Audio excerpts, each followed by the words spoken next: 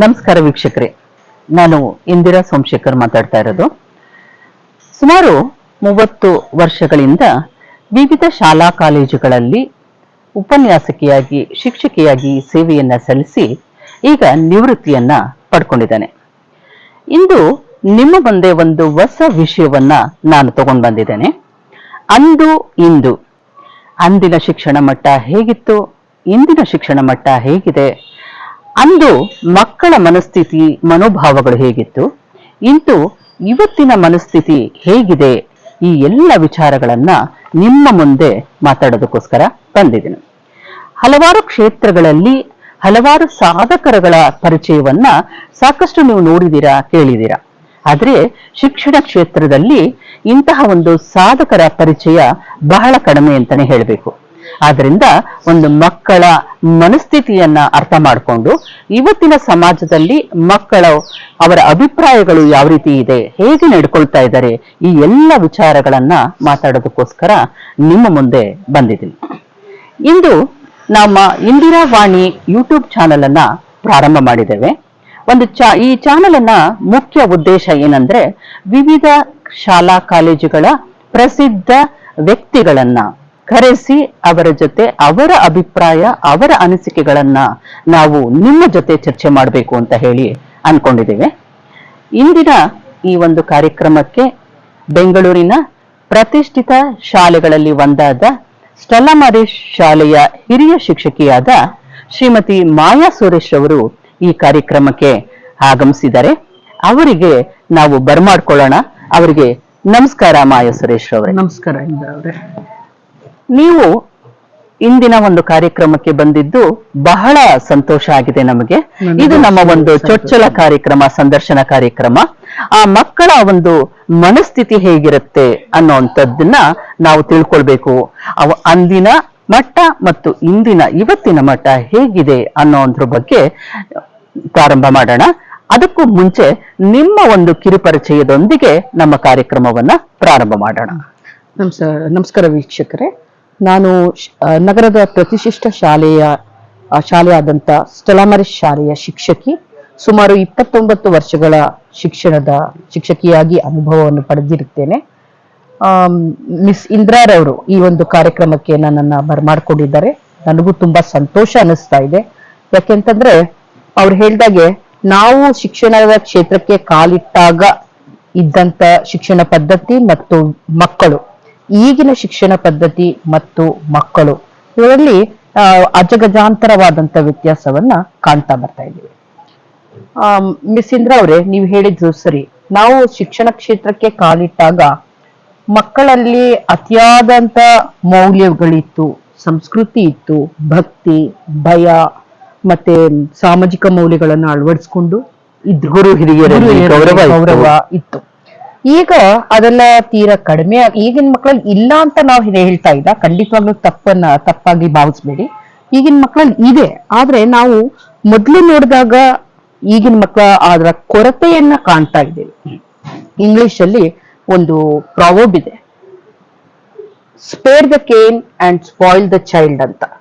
ಆದ್ರೆ ಈಗ ಅದೇ ಪ್ರಾವರ್ಬ್ ಅನ್ನು ಹೇಗ್ ಚೇಂಜ್ ಮಾಡಿದ್ದಾರೆ ಅಂತಂದ್ರೆ, spare the cane and save the child ಅನ್ನೋದನ್ನ ಮಾಡಿದ್ದಾರೆ.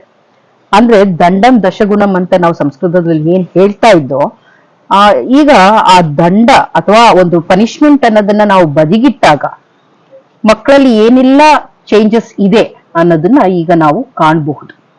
ಮೊದಲು ಭಯ ಇತ್ತು, ಭಕ್ತಿ ಇತ್ತು. ಈಗ ಹಾಗಿಲ್ಲ ಮಕ್ಕಳಲ್ಲಿ. ಎಲ್ಲವೂ ನಾನು ಮಾಡಿದ್ದೆಲ್ಲವೂ ಸರಿಯೇನೆ, ಇದ್ರಲ್ಲಿ ಏನಿದೆ ತಪ್ಪು ಎನ್ನುವಂತ ಪ್ರಶ್ನೆ ಮಾಡುವಂತ ಒಂದು ಪರಿಸ್ಥಿತಿ ನಮ್ಮ ಶಿಕ್ಷಣ ಕ್ಷೇತ್ರದಲ್ಲಿ ಬಂದಿದೆ. ಮಾಯಾ, ನೀವು ದಂಡಂ ದಶಗುಣಂ ಅಂತ ಹೇಳಿದ್ರಿ. ನಾವು ಶಿಕ್ಷಣ ಹೇಳ್ಕೊಡ್ತಾ ಇದ್ದಾಗ ಮಕ್ಕಳಿಗೆ ನಾವು ದಂಡವನ್ನೇ ಅವರಿಗೆ ಉಪಯೋಗಿಸ್ತಾ ಇರ್ಲಿಲ್ಲ, ಯಾವ ರೀತಿ ಬೈತಲೂ ಇರ್ಲಿಲ್ಲ. ಮಕ್ಕಳಿಗೆ ಒಂದು ಒಳ್ಳೆ ಮಾತಿನಲ್ಲಿ ಹೇಳಿದ್ರೆ ಸಾಕು, ಅವರು ಅಷ್ಟು ಚೆನ್ನಾಗಿ ಕಲ್ತ್ಕೊಡ್ತಾ ಇದ್ರು. ಇದೆಲ್ಲದಕ್ಕೆ ನಾವು ಮುಂಚೆ ಇನ್ನೊಂದು ವಿಷಯವನ್ನ ನಾವು ತಿಳ್ಕೊಳ್ಳೋಣ. ಮಾಯಾ, ಶಿಕ್ಷಣ ಅಂದ್ರೆ ಏನು, ಶಿಕ್ಷಣದ ಅರ್ಥ ಏನು, ಅವಿಭಕ್ತ ಕುಟುಂಬದ ಅರ್ಥ ಏನು, ಇದನ್ನ ತಿಳ್ಕೊಳ್ಳೋದಕ್ಕೆ ನಾವು ಪ್ರಯತ್ನ ಮಾಡೋಣ. ಶಿಕ್ಷಣ ಅಂದ್ರೆ, ಆ ಶಿಕ್ಷಣ ಅನ್ನುವಂಥ ಪದವನ್ನ, ಅದಕ್ಕೆ ಅರ್ಥವನ್ನ ಹುಡುಕ್ತಾ ಹೋದ್ರೆ ನಾವು ಬೇರೆ ಬೇರೆ ಅರ್ಥಗಳನ್ನ ನಾವು ಕಾಣ್ತಾ ಇದ್ದೀವಿ. ಶಿಕ್ಷಣ ಅಂದ್ರೆ ಜ್ಞಾನ, ಅಭಿವೃದ್ಧಿ, ಮಾರ್ಗದರ್ಶನ, ಇದು ತುಂಬಾ ವಿಶಾಲವಾದ ಅರ್ಥವನ್ನ ಕೊಡ್ತಾ ಹೋಗುತ್ತೆ. ಶಿಕ್ಷಣ ಅಂದ್ರೆ ನಲ್ಲಿ ಸಾಗರದಷ್ಟೇ ಆಳವಾದದ್ದು, ಉದ್ದವಾದದ್ದು, ಅಗಲವಾದದ್ದು ಅಂತ ನಾವು ಹೇಳ್ತೀವಿ. ಸಾಗರವನ್ನ ನಾವು ಹೇಗೆ ಆ ಉದ್ದ ಅಗಲವನ್ನ ಅಳೆಯೋಕೆ ಸಾಧ್ಯ ಇಲ್ವೋ ಹಾಗೆ ಶಿಕ್ಷಣದ ವ್ಯಾಖ್ಯಾನವನ್ನು ಕೂಡ ನಾವು ಅಳೆಯೋದಕ್ಕೆ ಸಾಧ್ಯ ಇಲ್ಲ. ಹುಟ್ಟಿನಿಂದ ಸಾಯುವವರೆಗೂ ನಾವು ಏನೇನೆಲ್ಲ ಕಲಿತೀವೋ ಅದೆಲ್ಲವೂ ಶಿಕ್ಷಣವೇ ಆಗತ್ತೆ. ಆದ್ರಿಂದ ಈ ಶಿಕ್ಷಣದ ಅರ್ಥ ವ್ಯಾಖ್ಯಾನ ಕೊಡೋದು ಬಹಳ ಕಷ್ಟ. ಆದ್ರೆ ಎಷ್ಟೇ ಆಳವಾಗಿದ್ರೂ ಕೂಡ ಆ ಶಿಕ್ಷಣದ ಅರ್ಥಗಳು ಅವತ್ತಿಗೂ ಮತ್ತೆ ಇವತ್ತಿಗೂ ಎಲ್ದೆದ್ದಿಗೂ ಒಂದೇ ಅರ್ಥವನ್ನ ಕೊಡುತ್ತೆ ಅನ್ನೋದನ್ನ ಮಾತ್ರ ನಾವು ಹೇಳ್ಬೋದು. ಹಾಗೆ ವಿದ್ಯೆ ದದಾತಿ ವಿನಯಂ, ವಿದ್ಯೆ ವಿನಯವನ್ನ ಹೆಚ್ಚಿಸುತ್ತೆ ಅಂತ ಒಂದು ಹೇಳಿಕೆ ಮಾತಿದೆ. ವಿದ್ಯೆ ವ್ಯಕ್ತಿಯ ಉತ್ತಮ ವ್ಯಕ್ತಿತ್ವ, ಅವರ ಮುಂದಿನ ಬದುಕಿಗೆ, ಅವರ ಜೀವನಕ್ಕೆ ನಾಂದಿಯಾಗುತ್ತೆ. ಮಕ್ಕಳ ಮುಂದಿನ ಭವಿಷ್ಯಕ್ಕಾಗಿ ತಂದೆ ತಾಯಿಗಳು ಒಳ್ಳೆಯ ಶಾಲಾ ಕಾಲೇಜುಗಳನ್ನ ಸೇರಿಸ್ತಾರೆ. ಆ ಶಾಲಾ ಕಾಲೇಜುಗಳಲ್ಲಿ ಒಳ್ಳೆಯ ಶಿಕ್ಷಣವನ್ನ ಕೊಡಬೇಕು, ಅವರು ಪ್ರಸಿದ್ಧ ಕಾಲೇಜುಗಳಲ್ಲಿ ಪ್ರಸಿದ್ಧ ಶಾಲೆಗಳಲ್ಲಿ ಓದ್ಬೇಕು ಅನ್ನುವಂಥ ಪ್ರತಿಯೊಬ್ಬ ತಂದೆ ತಾಯಿಗಳಿಗೂ ಆಸೆ ಇರುತ್ತೆ.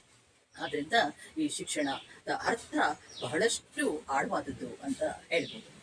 ಹಾಗೆ ಅವಿಭಕ್ತ ಕುಟುಂಬ, ಅವಿಭಕ್ತ ಕುಟುಂಬದ ಅರ್ಥವನ್ನ ನಾವು ಹೇಳ್ತಾ ಹೋದ್ರೆ ಇಲ್ಲಿ ತಾಯಿಯೇ ಮೊದಲ ಗುರು. ಆ ತಾಯಿ ಎಲ್ಲವನ್ನೂ ಮಕ್ಕಳಿಗೆ ಮೊದಲು ಕಲಿಸ್ತಾ ಹೋಗ್ತಾಳೆ. ಆ ಅವಿಭಕ್ತ ಕುಟುಂಬದಲ್ಲಿ ತಂದೆ ತಾಯಿ ಇರ್ತಾರೆ, ಅಜ್ಜ ಅಜ್ಜಿ ಇರ್ತಾರೆ, ದೊಡ್ಡಪ್ಪ ದೊಡ್ಡಮ್ಮ, ಚಿಕ್ಕಪ್ಪ ಚಿಕ್ಕಮ್ಮ, ಅಣ್ಣ ಅತ್ತಿಗೆ, ಹೀಗೆ ಎಲ್ಲ ಸೇರಿ ಒಂದು ಕುಟುಂಬವಾಗಿರುತ್ತೆ. ಆ ಕುಟುಂಬದಲ್ಲಿ ನಾವು ಕೂಡಿ ಬಾಳುವಂತಹ ಒಂದು ಸಂಸಾರವನ್ನ ನಾವು ಅವಿಭಕ್ತ ಕುಟುಂಬ ಅಂತ ಹೇಳಿ ಕರಿಬಹುದು. ಒಟ್ಟು ಕುಟುಂಬದಲ್ಲಿ ಮಕ್ಕಳು ಪ್ರತಿದಿನ ಪ್ರತಿ ಕ್ಷಣ ಕಲಿತಾ ಹೋಗ್ತಾರೆ. ಅಲ್ಲಿ ಒಂದು ಪ್ರೀತಿ ಇರುತ್ತೆ, ಮಮತೆ ಇರುತ್ತೆ, ಹೊಂದಾಣಿಕೆ ಇರುತ್ತೆ, ನಂಬಿಕೆ ಇರುತ್ತೆ, ವಿಶ್ವಾಸ ಇರುತ್ತೆ. ಈ ಎಲ್ಲವನ್ನ ಸಮ್ಮಿಶ್ರಣಗೊಂಡಂತಹ ಅನುಭವವೇ ಬೇರೆ ಇರ್ತಾ ಇತ್ತು. ಅಲ್ಲಿ ಆಚಾರ ವಿಚಾರಗಳು, ಸಂಪ್ರದಾಯಗಳು, ಹಬ್ಬ ಹರಿದಿನಗಳ ಬಗ್ಗೆ ಮಕ್ಕಳು ತಾವಾಗ ತಾವೇ ತಿಳ್ಕೊಳ್ತಾರೆ. ಏಕೆ ಅಂತಂದ್ರೆ ಇಲ್ಲಿ ಹೊಂದ್ಕೊಂಡು ಹೋಗುವಂತಹ ಒಂದು ಗುಣ ಇರುತ್ತೆ. ಹಾಗೆ ಅಲ್ಲಿ ಅವ್ರು ಮಾಡ್ತಾ ಇರುವಂತಹ ಪೂಜೆ ಪುನಸ್ಕಾರಗಳು ಇದೆಲ್ಲದರ ಅರಿವಿರುತ್ತೆ. ಎಲ್ಲರೂ ಒಟ್ಟಿಗೆ ಸೇರಿ ಮಾಡ್ತಾ ಇರ್ತಾರೆ. ಅದನ್ನೆಲ್ಲ ಅವರು ನೋಡಿ ನೋಡಿ ಕಲ್ತ್ಬಿಡ್ತಾರೆ ಮಕ್ಕಳು. ಇಂತಹ ಕುಟುಂಬದಿಂದ ಬಂದಂತಹ ಮಕ್ಕಳು ಒಳ್ಳೆ ಸುಸಂಸ್ಕೃತರಾಗಿ ಸಂಸ್ಕಾರವಂತರಾಗಿ ಬೆಳೀತಾ ಹೋಗ್ತಾರೆ.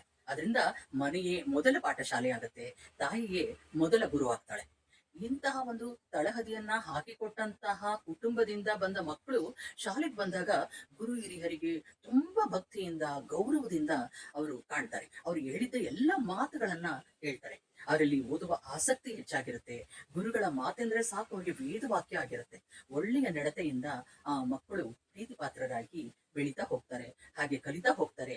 ಅವರು ಹೇಳ್ಕೊಟ್ಟಿದ್ದನ್ನ ತಕ್ಷಣ ಕಲಿಯುವಂತಹ ಒಂದು ಜ್ಞಾನವನ್ನ ಅವರು ಸಂಪಾದಿಸ್ತಾರೆ. ಅವರೆಲ್ಲ ಓದಿನಲ್ಲಿ, ಆಟಪಾಠಗಳಲ್ಲಿ, ಇತರ ಒಂದು ಕಲೆಗಳಲ್ಲಿ, ಸಾಹಿತ್ಯದಲ್ಲಿ, ಸಂಗೀತದಲ್ಲಿ, ನೃತ್ಯಗಳಲ್ಲಿ ಎಲ್ಲದರಲ್ಲೂ ಮುಂದುವರ್ತಾ ಹೋಗ್ತಾರೆ. ಅಂತಹ ಒಂದು ವಿದ್ಯಾರ್ಥಿಗಳು ಇಂದು ಸಮಾಜದಲ್ಲಿ ಬಹಳ ಎತ್ತರದಲ್ಲಿ ಬೆಳೆದು ನಿಂತಿದ್ದಾರೆ. ಮಾಯಾ ಅವರೇ, ನೀವು ನೋಡ್ಬೇಕು, ಇವತ್ತು ಇಡೀ ಪ್ರಪಂಚದಾದ್ಯಂತ ನಾವು ಕಲಿಸ್ಕೊಟ್ಟಂತಹ ಮಕ್ಕಳು ಎಂತಹ ಒಂದು ದೊಡ್ಡ ದೊಡ್ಡ ಹುದ್ದೆಯಲ್ಲಿ ಇದ್ದಾರೆ. ಈಗಲೂ ಕೂಡ ಅವರು ಸಿಕ್ಕದಾಗ ಫೋನ್ ಮಾಡ್ತಾರೆ. ಹಾಗೆ ಅವರು ಫೇಸ್ಬುಕ್ ಅಲ್ಲಾಗ್ಲಿ ಅಥವಾ ವಾಟ್ಸಪ್ ಅಲ್ಲಾಗ್ಲಿ ಈ ಎಲ್ಲದರಲ್ಲೂ ಅವರು ನಮ್ಮ ಒಂದು ಟೀಚರ್ಸ್ ಡೇಗೆ ಅವರು ಆಗ್ಲಿ ಅಥವಾ ಬರ್ತ್ಡೇಗೆ ಆಗ್ಲಿ ಇದೆಲ್ಲ ವಿಶ್ ಮಾಡ್ತಾರೆ. ಇದನ್ನೆಲ್ಲ ನೋಡಿದಾಗ ಎಷ್ಟು ಖುಷಿ ಆಗುತ್ತೆ ಗೊತ್ತಾ ಮಾಯಾ, ಬಹಳ ಸಂತೋಷ ಆಗುತ್ತೆ. ಇಂತಹ ಸುಸಂಸ್ಕೃತವಾದಂತಹ ಮಕ್ಕಳು ಇಂದಿನ ಸಮಾಜಕ್ಕೆ ನಮ್ಗೆ ಬೇಕು. ಯಾವ ಕೊರತೆ ಇಂದು ಇದೆ ಅದೆಲ್ಲವನ್ನ ನಾವು ಸರಿ ಮಾಡ್ಕೊಳ್ಬೇಕು, ಸರಿಪಡಿಸ್ಕೊಳ್ಬೇಕು ಅನ್ನೋದು ಒಂದು ಮಾತಿಲ್ಲ. ಮಾಯಾ, ಇವತ್ತಿನ ಒಂದು ಸಮಾಜದಲ್ಲಿ ನಾವು ಈ ಸಾಮಾಜಿಕ ಮೌಲ್ಯಗಳನ್ನ ಕಳ್ಕೊಂಡಿದೀವಿ ಅಂತ ನಿಮ್ಗೆ ಅನಿಸ್ಬೋದು. ನಮ್ಮ ಭಾರತೀಯ ಮೌಲ್ಯಗಳು ಬಹಳಷ್ಟು ಅತ್ಯುತ್ತಮವಾದದ್ದು, ಪವಿತ್ರವಾದದ್ದು. ಅಲ್ಲಿ ಒಂದು ಪ್ರೀತಿ ಇರುತ್ತೆ, ವಿಶ್ವಾಸ ಇರುತ್ತೆ, ನಂಬಿಕೆ ಇರುತ್ತೆ, ತ್ಯಾಗ ಇರುತ್ತೆ, ಕರುಣೆ ಇರುತ್ತೆ, ಅನುಕಂಪ ಇರುತ್ತೆ.